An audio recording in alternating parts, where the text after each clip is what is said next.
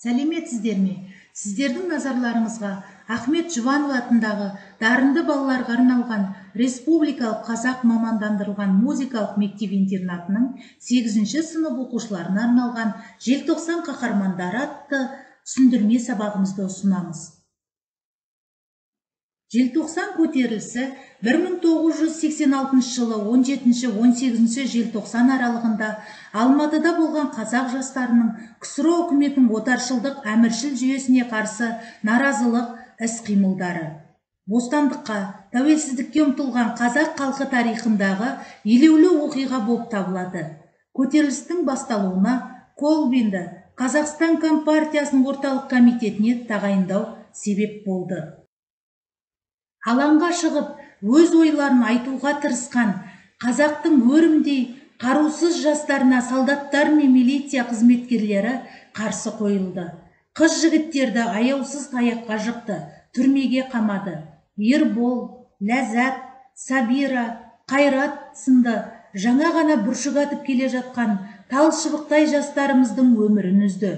1986 жылы 16 желтоқсан күні Қонаевтың орнына Колбин келіп, 17-сі күні жастар Брежнев атындағы алаңға бейбіт және саяси шеруге шықты. Қайрат Рысқұлбековті жазықсыздан жазықсыз түрмеге қамады. Қайрат Рысқұлбеков 1966 жылы 16 наурызда Жамбыл облысы Мойынқұм ауылында дүниеге келген. 1986 жылы Алматы Сәулет құрылыс институтына түседі. Осы жылы 16-18 желтоқсанда болған қазақ жастарының отаршылдық және әміршілдік жүйеге қарсы көтерілісіне белсене қатысты.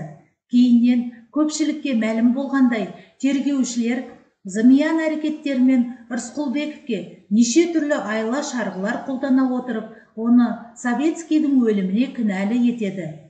Семей түрмесіне жеткізіп, құпия жағдайда оның өміріне қастандық жасалды. Ербол Спатаев желтоқсан көтерілісіне қатысып, алаңда қазақ қарындастарын құтқару барысында алған соққыдан қайтыс болған жас қазақ жігіті. Талдықорған облысында 1964 жылы 10 наурызда дүниеге келген. Алматы қаласында энергетика институтының 2-ші курс студенті еді. Ләззат Асанова Алматыда Чайковский атындағы музыкалық училищесіне оқуға түскен.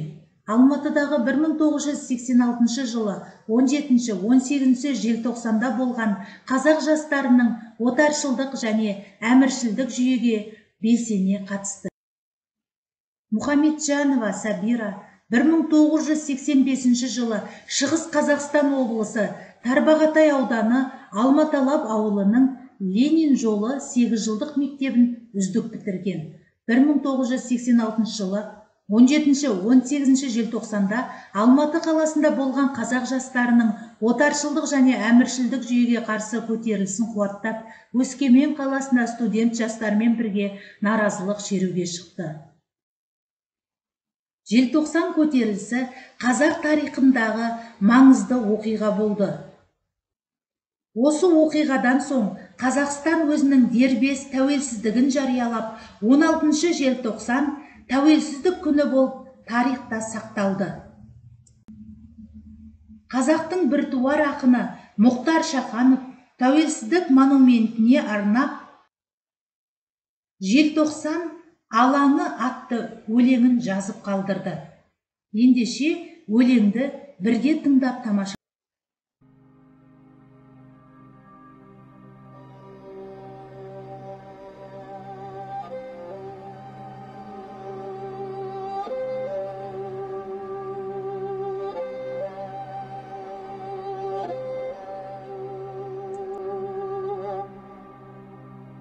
Сәл аялдап, тағзым етпей бұл алаңнан өтпеңдер. Желтоқсанда ызғырықтан тітіркеніп көкпен бел, бұл жыр қалқан асқақ рух жарылысы өткен жер. Қайта оянған ұлт намысы қызыл қанға бөккен жыр. Ертесеген ару қызды шаштан сүйреп тепкен жер. жатты мұнда естен танып, күзге айналған көктемдер. Алаң шетін қоршап тұрған шыршаларға ала көк, жас бүлдіршін сезіміңді жанар етіп қарап ет.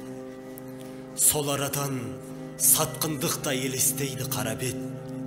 Қарабеттің көбі бүгін дара тұлға, дара бет.